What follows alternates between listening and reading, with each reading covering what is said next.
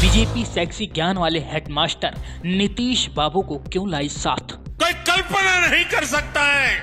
क्यों मोदी शाह को होना पड़ा सेक्सी ज्ञान वाले हेडमास्टर के सामने नतमस्तक? भाजपा के दरवाजे हमेशा के लिए बंद। बिहार की राजनीति में क्यों शुरू हुआ था सरकार गिराने का सबसे बड़ा खेल? ये नीतीश कुमार जिस प्रकार से अभद्र बात बोल चुके हैं। बीजेपी को गले लगाना नीतीश कुमार की क्या रही मजबूरी? देखिए सबसे बड़ा खुलासा। बिहार से जुड़ी बहुत बड़ी खबर। दोबारा नीतीश कुमार के मुख्यमंत्री बनने पर हुआ बहुत बड़ा खुलासा। बीजेपी ने नीतीश कुमार को क्यों बनाया अपने पार्टी से मुख्यमंत्री, इसी को लेकर दोस्तों अब बहुत बड़ा खुलासा हुआ है। बीजेपी से बगावत कर नीतीश कुमार लालू प्रसाद से जब दोस्ती कर बिहार में पूर्ण बहुमत वाली आरजेडी के नेतृत्व में नीतीश बाबू की सरकार बनी, तब से बीजेपी के शहंशाह मतलब अमित शाह नीतीश कुमार को चैलेंज देकर सरकार तोड़ने में लगे रहे। फिर भी शाह ने नीतीश कुमार का कुछ भी नहीं बिगाड़ पाए। मोदी शाह को इज्जत बचाने के लिए नीतीश कुमार से मांगनी पड़ी माफी। भरी सदन में सेक्सी ज्ञान परोसने वाले नीतीश बाबू को लेकर एक समय में बीजेपी का पारा हाई हो गया था, जब नीतीश कुमार ने सदन में यह ज्ञान बांट रहे थे। तो पुरुष है, वो तो रोज रात में जो सदिया होता है उसके साथ करता है ना, तो उसी में और पैदा हो जाता है। और लड़की पढ़ लेती है तो हमको मालूम था कि वो करेगा, ठीक है, लेकिन अंतिम में भीतर मत घुसाओ, उसको बाहर कर दो। करता तो है, तो उसी में अब समझ लीजिए संख्या घट रही है। नीतीश कुमार के इसी ज्ञान पर मोदी और शाह का पारा हाई रहा और जनसभाओं में नीतीश कुमार को लेकर अनाप शनाप हमला बोल रहे थे।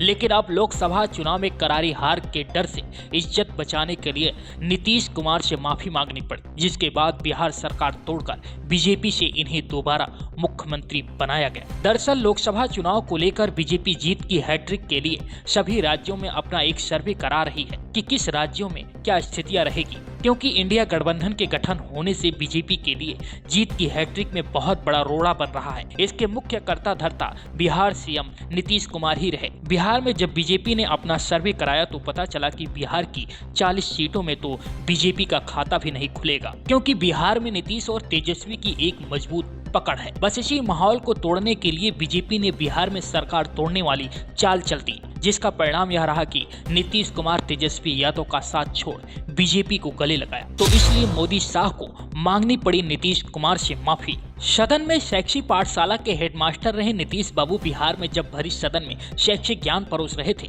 तब बीजेपी वालों ने नीतीश कुमार के चाल चरित्र चेहरा पर हमला बोल दिया था। भरी जनसभा में प्रधानमंत्री नरेंद्र मोदी खुद ही पानी पी पी कर नीतीश कुमार की इज्जत की वाट लगा दी। जो इंडिया अलायंस का झंडा लेकर के घूम रहे हैं, जो देश की वर्तमान सरकार को उखाड़ फेंकने के लिए भांति भांति के खेल खेल कर रहे हैं, वो इंडिया अलायंस के नेता ने विधानसभा के अंदर, जिस सभा में माताएं बहनें भी मौजूद थी, कोई कल्पना नहीं कर सकता है ऐसी भाषा में बद्दी बातें की। यही नहीं, नीतीश के सेक्सी ज्ञान पर स्मृति ईरानी आग बबूला हो गई। नीतीश कुमार के चरित्र पर हमला बोल दिया था। मुझे इस बात का खेद भी, इस बात का आक्रोश भी, और अंग्रेजी में एक शब्द है डिस्गस्ट, कि नीतीश कुमार इंडिया अलायंस के संस्कारों का परिचय देते हुए देश की महिला के बारे में जिस प्रकार से अभद्र बात बोल चुके हैं, उसका 24 घंटा बीत गया, अब तक न कांग्रेस पार्टी ने खंडन किया, न इंडिया अलायंस के किसी भी नेता ने खंडन किया।